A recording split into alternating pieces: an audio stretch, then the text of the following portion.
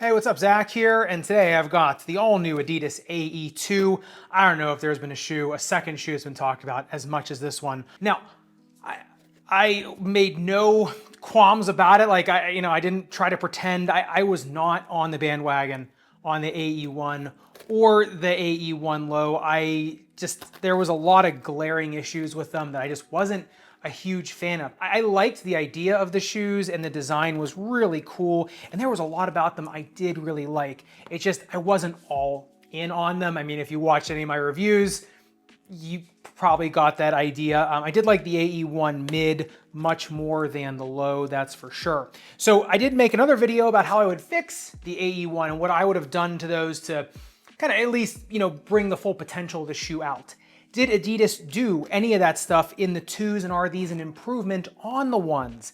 That is for us to find out. Now, starting off in the uppers, as you can see, I'm having a heck of a time getting through the heel counter, which is a good thing. Same thing, it's one of these Adidas like plastic, looks like a woven, almost like carbon fiber heel counter. In the back, it is plastic, but it is super strong. You have it on both sides, and you also do have a very, very strong internal heel counter. Now, speaking of that heel counter and ankle collar, you have some ridiculous padding, almost like in the Next Level Future Naturals, some of the old Harden lines, just a ton of bulky padding all the way around the Achilles tendon. And what I thought was interesting about this is heel slippage was none, like zero in these. And given the fit characteristics of those, I actually thought that was a feat of engineering. And when you look at these, number one, it is cuffed lace eyelets, and you do not get a runner's knot because it's all internal cuffed laces. So that I kind of had some issues with. I thought, like, is this, am I going to have an issue with this? Am I going to be able to lock these down? No problems there. The padding on the heel counter feels really low. Like it feels like it should be like a centimeter higher to lock you in, but it still does lock you in. So in terms of lockdown on these, out of this world. It does have a gusset in here too, and that's all meshed on the gusset. The tongue is nice and padded all the way down the tongue. Zero lace irritation whatsoever. Honestly, incredibly comfortable in terms of that. Now, as you go into the outer shell of the uppers, number one, you've got some, it's almost like rubbery pieces here, and then in the back, like I said, it's that plastic. And then you've got almost this like jersey material, and I'm gonna just cut it open, why not?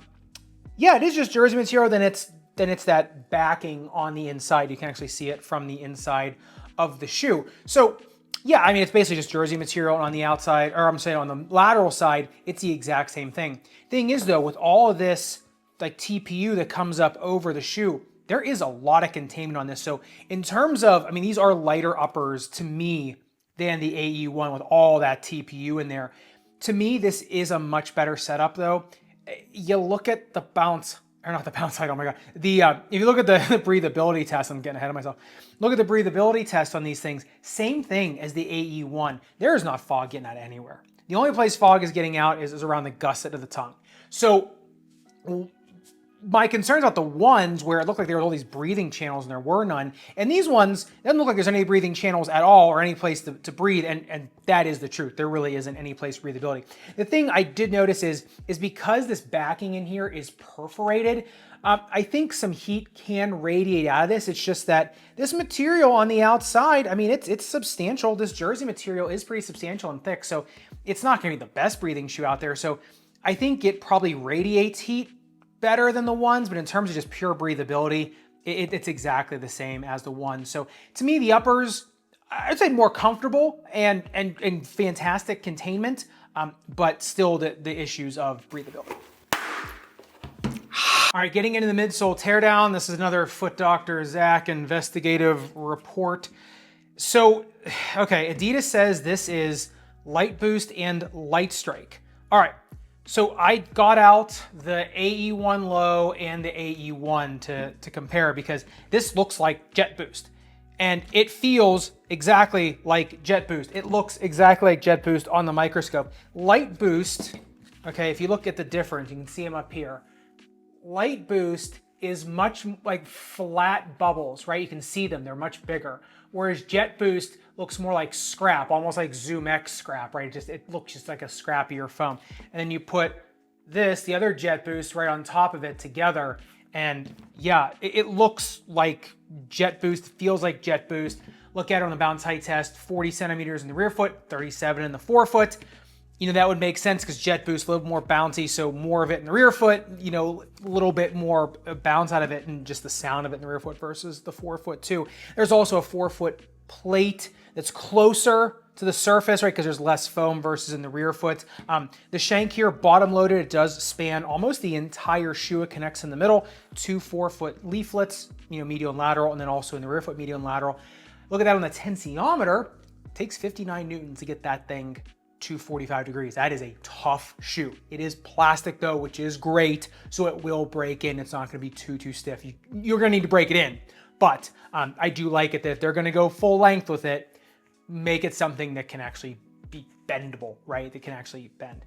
I have no problems with if this is Jet Boost. I love Jet Boost. That's my favorite Boost concoction of all of them. But it is interesting that the AE1, this one, Adidas didn't have the correct specs on the website at first too. Then the AE1 Low comes out and they switched it from, you know, Light Strike and Light Boost, and now this says Light Strike and Light Boost. I don't see any Light Strike anywhere. If you look all the way through the shoe, this is all the same material. So my best guess is this is Jet Boost, which if it is, that's great because they said it's supposed to be 20% lighter than the AE1.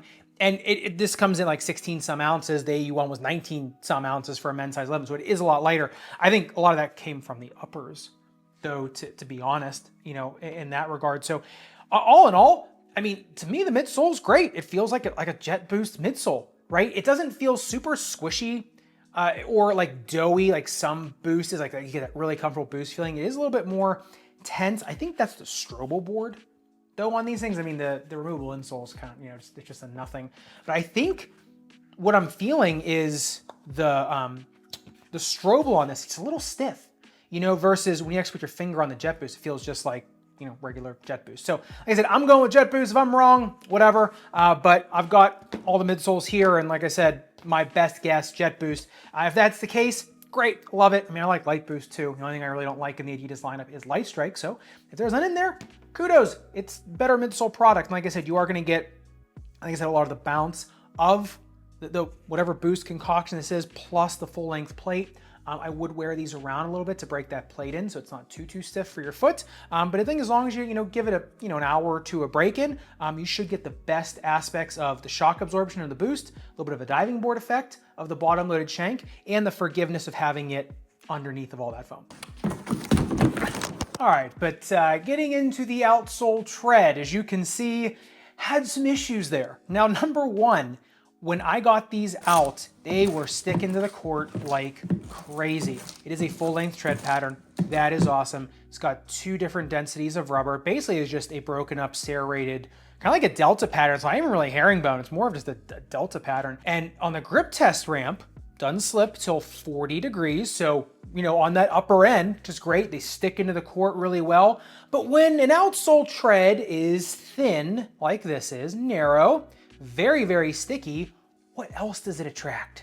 That's right, dust. And so, as you can see me going flying on my little basketball court down here, when I was first on these, I've been gripping like crazy. But as they do pick up dust, they can become ice skates. And it's weird because you can, you know, part of the shoe, you can actually hear it like grabbing and sticking to the ground. The other parts of it are just slip sliding away. So just as long as you keep it wiped down, the grip is fine. Just watch out for dust because it can turn these into a little bit of an ice skate. And I think it's more the peripheral rubber that's doing that. That is the harder rubber. The one thing you do get with that harder rubber, which is actually a vast improvement from the ones, is the lateral flange. It is long. It's a little bit deeper in there that's set into the midsole and the rubber more. It's just a lot more of a confident lateral flange on these things. I don't think you're going to have any phantom ankle spraining on these, which is great.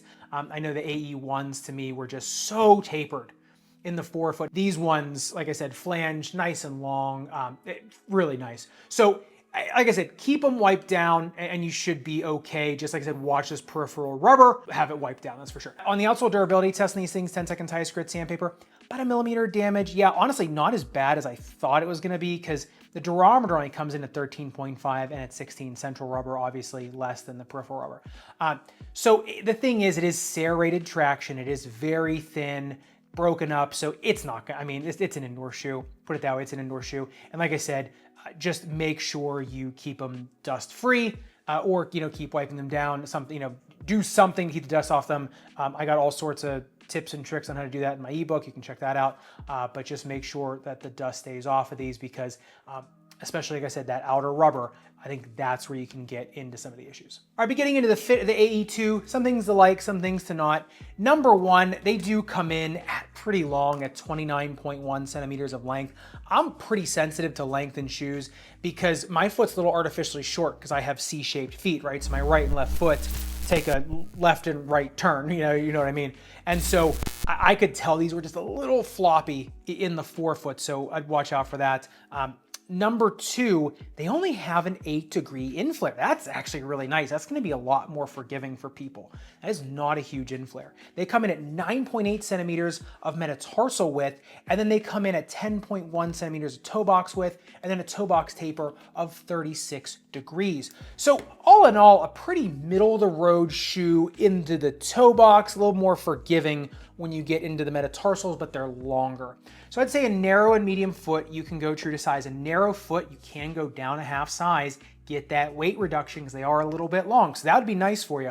A medium and a 2E, I'd say probably just go true to size. A 4E, I think you can go up a half size and that's okay. I think any more than that, they are gonna start to get a little big and floppy. And that's gonna also give you more issues with the traction too, because you really have to be able to feel that traction to make sure that you're getting solid contact to the ground. In terms of the snake bitten foot though, in terms of heel pain, ball of foot pain, or arch pain, they're great. They fit an orthotic just fine.